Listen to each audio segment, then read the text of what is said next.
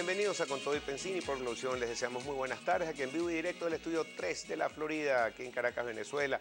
Para los que nos ven ahorita y nos ven internacionalmente y también a través de las pantallas web más adelante. Bueno, vamos a comenzar el programa de hoy, aparte de ofrecerles un café y también un tecito o un agua, que cero estrés en este momento, pero vamos a pasar a nuestro primer invitado, que es el profesor Félix Arellano. Él es analista internacional y profesor de la Universidad Central de Venezuela. Profesor, muy buenas tardes, gusto tenerlo por aquí. Muy agradecido de la invitación. Gracias a ti. Teníamos tiempo que no conversábamos porque la última vez que viniste creo que tuvimos cadena, ¿no? Y no pudiste salir al aire. Es correcto. Bueno, pero tenemos mucho material. Hay muchos temas. Muchos temas, y sobre todo Venezuela, que está en el centro del huracán internacional, diplomático internacional. Vamos a comenzar, pues, yo quisiera empezar con las declaraciones que dio el secretario general de la Organización de Estados Americanos, Almagro, donde él ha hecho distintas referencias a Venezuela. Escribió una carta al preso político de conciencia Leopoldo López. También Almagro ha hecho distintos comentarios de que el mundo entero quiere que Venezuela tenga revocatorio este año. O sea, está empezando y muchos piensan que hasta está haciendo campaña política con las declaraciones que está haciendo. Yo quisiera saber tu opinión al respecto. Mira, toda acción en el ámbito público tiende a tener una connotación política. Yo le felicito al señor Almagro el cuidado que ha tenido con los procedimientos, con las normas. En las últimas declaraciones que lo he seguido, ha aclarado cuando lo está haciendo a título personal, lo que no implica ni involucra a la organización. Y si comparamos la actividad de Almagro con la actividad de Samper en la UNASUR, vamos a encontrar cómo Samper toma decisiones sin consultar a los gobiernos, adopta posturas sin haber hecho evaluaciones previas.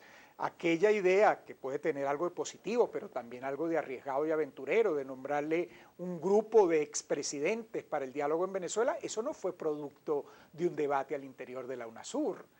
Por el contrario, Almagro fue muy cuidadoso en cómo se elaboró el informe de 133 páginas sobre Venezuela, de dar los laxos suficientes para su consideración, de hacer la convocatoria cumpliendo todos los procedimientos. Obviamente, a la diplomacia tradicional de la OEA, Almagro le molesta. Le molesta a un secretario que es la primera vez en la historia que utiliza el artículo 20 de la Carta Interamericana Democrática, que le permite al secretario convocar. Y lo ha hecho. Y ha hecho un informe muy serio, que por cierto nadie lo ha rebatido, lo han insultado a la persona, pero no al documento. Esa es la peor defensa en mi opinión.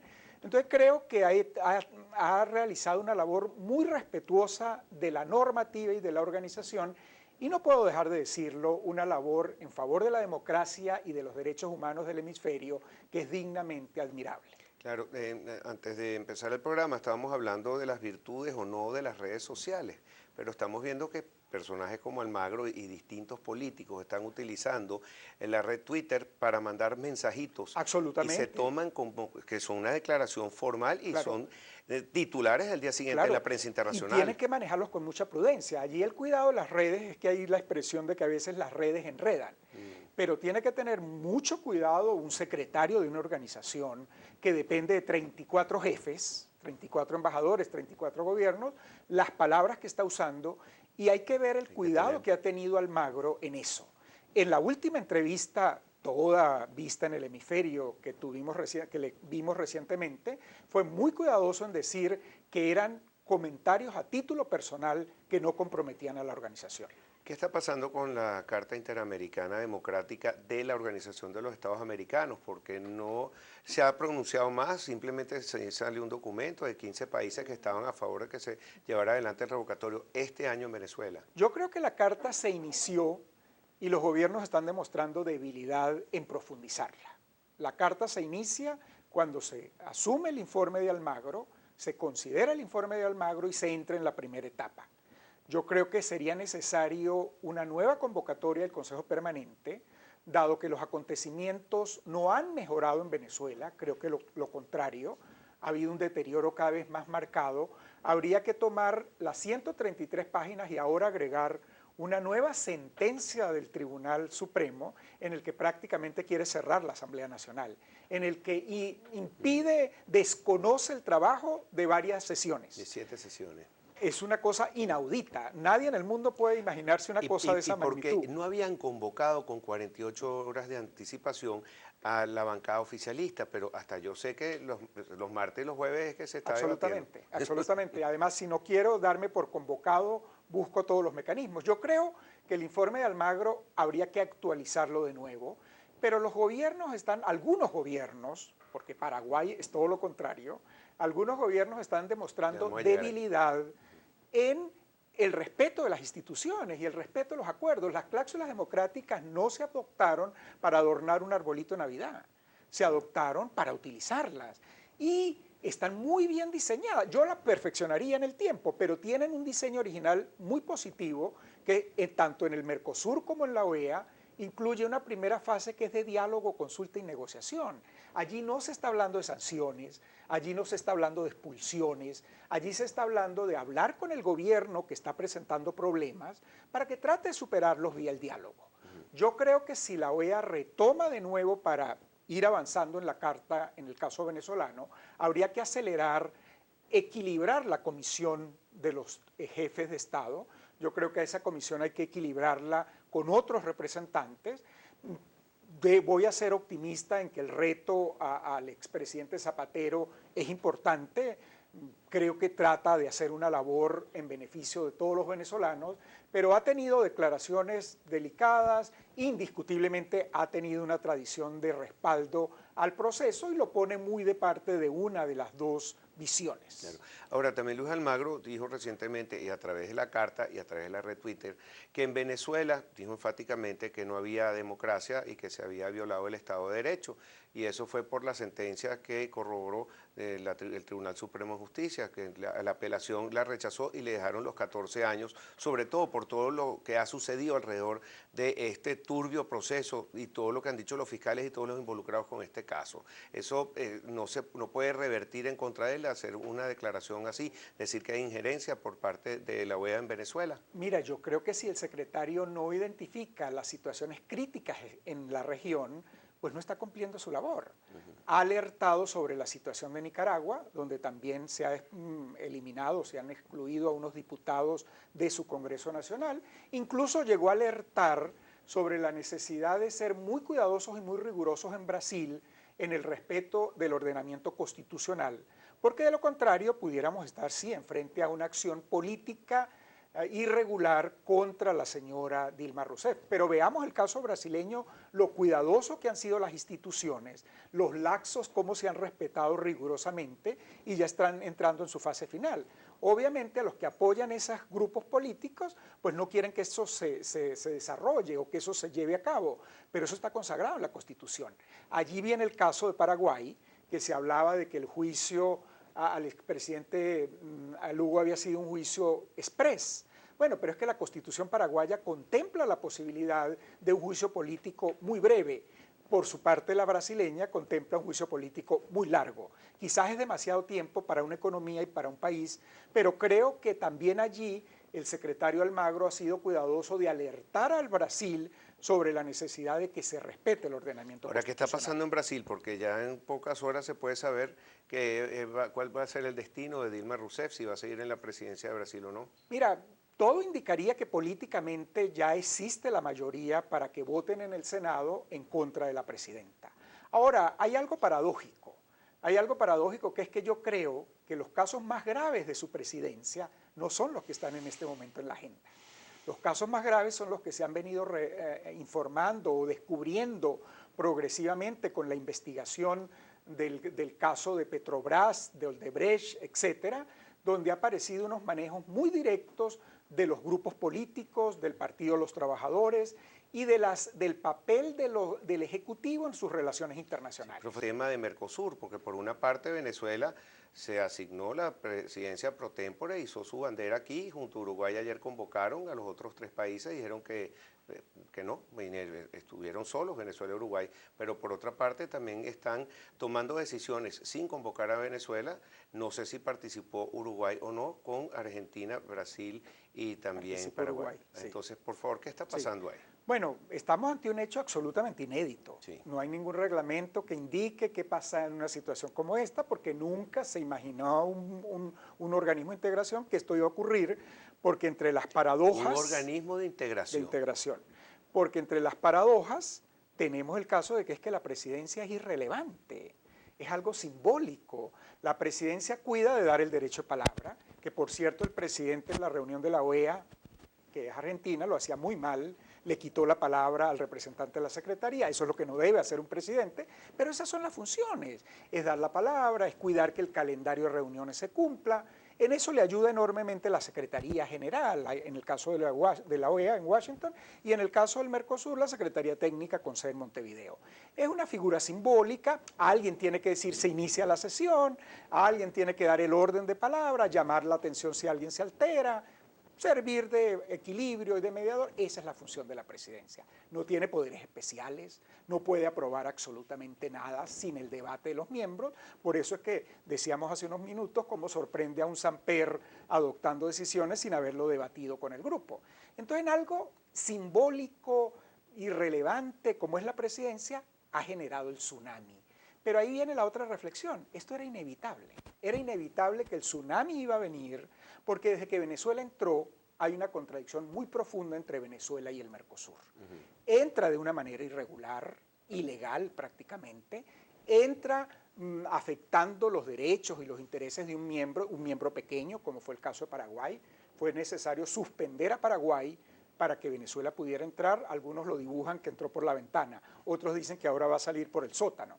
Lo cierto es que esta crisis era latente, pero además de la crisis de las contradicciones de Venezuela con el Mercosur, porque Venezuela no comparte ni las normativas ni los valores. Si nosotros tuviéramos el tiempo para hacer un análisis exhaustivo de los temas fundamentales del Mercosur, encontraríamos que muchos incumplen, pero que el que más incumple es Venezuela.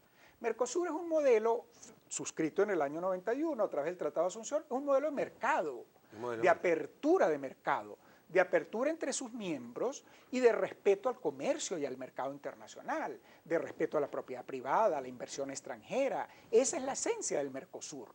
Luego se fue ampliando el Mercosur, aspectos sociales, aspectos políticos, se creó el Parlasur, el Parlamento, se ha ido mejorando el sistema de solución de diferencias que es muy deficiente y ha tratado de fortalecerse, y el ingreso de Venezuela ya inició una crisis que fue lo que se ha denominado el Mercosur ideológico.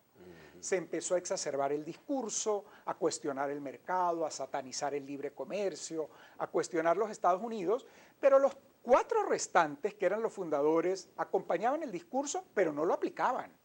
No tenemos los esquemas de expropiación y destrucción de la economía en ningún país miembro del Mercosur. Ni fronteras cerradas, como es el caso. Absolutamente, ni estados de sección, ni estados de emergencia, ni gobiernos con leyes habilitantes. No, hay un respeto de las normativas, de los derechos fundamentales de los ciudadanos y del mercado. Y si los inversionistas y los comerciantes tienen problemas, van a los tribunales y siguen los canales regulares. Pero Mercosur también tiene su propia carta interamericana. Que tiene su cláusula democrática, el protocolo de Ushuaia. Y allí, gracias por tocarlo, porque en mi opinión esa es la solución a esta crisis. Y lo dijo Paraguay. Paraguay dijo previamente que si se aplica la cláusula democrática, porque para eso no hay sino que leerse el informe de Almagro, para ver cómo se han violado los principios fundamentales de derechos humanos y de constitucionalidad democrática. Todo eso se ha alterado en los últimos meses en Venezuela y se viene agravando cada día más. En consecuencia, están todas las condiciones dadas para aplicar la cláusula.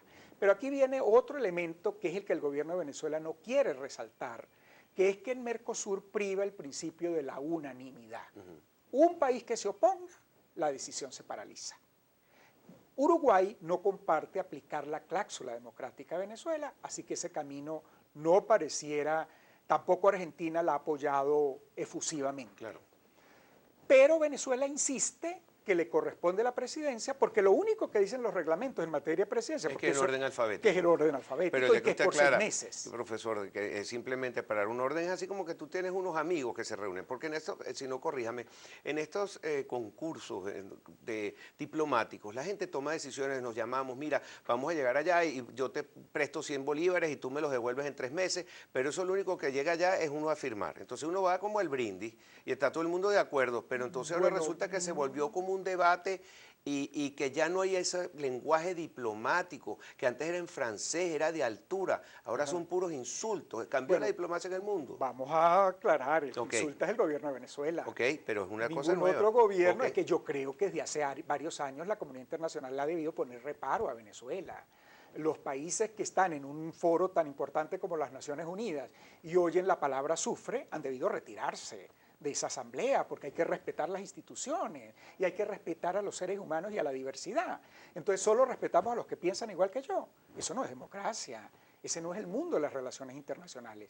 El Mercosur, en la medida que se va consolidando, requiere reglas más claras, reglas más precisas, y por eso yo creo que esta crisis, que la definí como un tsunami, que arranca por un hecho irrelevante como la presidencia, debería generar, como dicen los chinos, la oportunidad para hacer una transformación sustancial del Mercosur. Hay el comentario de que el Mercosur se puede fraccionar y desaparecer después de esta crisis. Yo no creo, porque realmente el único que luce incompatible en este momento es un miembro. Los demás están unidos. Uruguay está haciendo una labor muy dura, que a lo mejor se le puede revertir, de mediador, de tratar de ser el equilibrio. Por eso, a la equivocada convocatoria de Venezuela como presidente, porque Venezuela ha podido convocar como un miembro y decir, como país miembro, quiero que nos reunamos para encontrar solución viable a esta crisis que estamos viviendo. Yo creo que si en Venezuela mediara la prudencia, por alguna razón milagrosa... No, ni el sentido común. Dije milagrosa, démosle el margen a los milagros.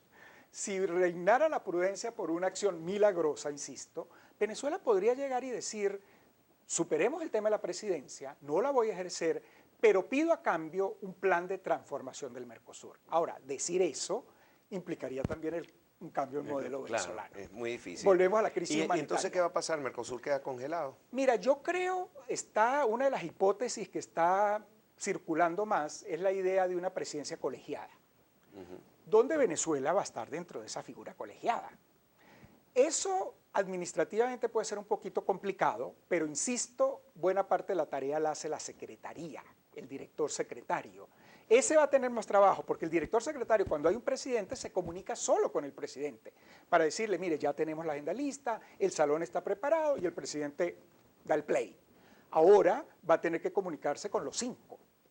Pero creo que es una manera de superar esta crisis que no tiene reglas preestablecidas, y repito, debería ser la gran oportunidad para revisar el modelo del Mercosur, porque ¿qué se está evidenciando también? Que el sistema de toma de decisiones es muy rígido. El concepto de la unanimidad puede ser muy bueno, pero paraliza la organización. Habría que hablar de un número de votos para poder ir avanzando. Sí. El sistema de solución de diferencias, la unión aduanera, la zona de libre comercio, todo eso requiere de una revisión. Ahora, también la Unión Europea recientemente se pronunció en contra del gobierno venezolano, que no lo tildan de democrático. ¿Esto por qué es importante para el mundo y para Venezuela? Oye, mira, los cambios que estamos observando sobre el tema de Venezuela son bien significativos. Ajá. Si nosotros evaluamos qué ocurría unos meses atrás, un año atrás, vamos a encontrar cantidad de declaraciones de ONGs muy respetables, de personalidades muy respetables. Siempre me recuerdo la dura intervención de la hija de Salvador Allende, presidenta del Senado chileno, opinando sobre la violación de derechos humanos en Venezuela. Esa es una personalidad. Y teníamos muchas personalidades, muchos partidos políticos y muchos órganos legislativos. La cosa está cambiando. Tenemos un punto de inflexión cuando 15 gobiernos de la OEA no son partidos políticos, no son parlamentos, que tienen un peso muy significativo. El Parlamento Europeo sistemáticamente ha llevado el caso venezolano.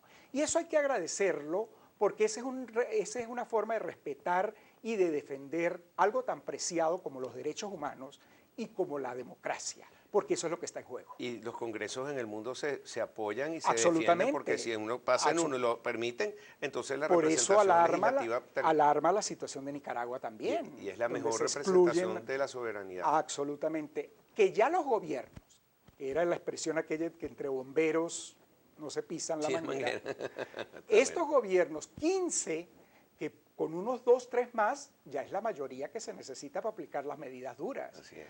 Esto ya es una señal de que la comunidad internacional cada día está muy preocupada, y creo que Almagro ha hecho una labor muy respetuosa y muy democrática. Rapidito, ¿cree usted que va a haber referendo revocatorio? ¿Va a haber presión internacional para que haya este año 2016? Yo creo que más del 80% del país cree en la democracia, cree en las instituciones democráticas, y los derechos civiles y políticos son el basamento fundamental de una democracia, y eso lo vamos a saber hacer respetar por la vía electoral, por la vía constitucional y por la vía democrática todos los venezolanos. Profesor, muchísimas gracias. Un placer siempre hablar con usted. Nos aclara mucho el panorama. El profesor Félix Arellano, analista internacional y profesor del UCB.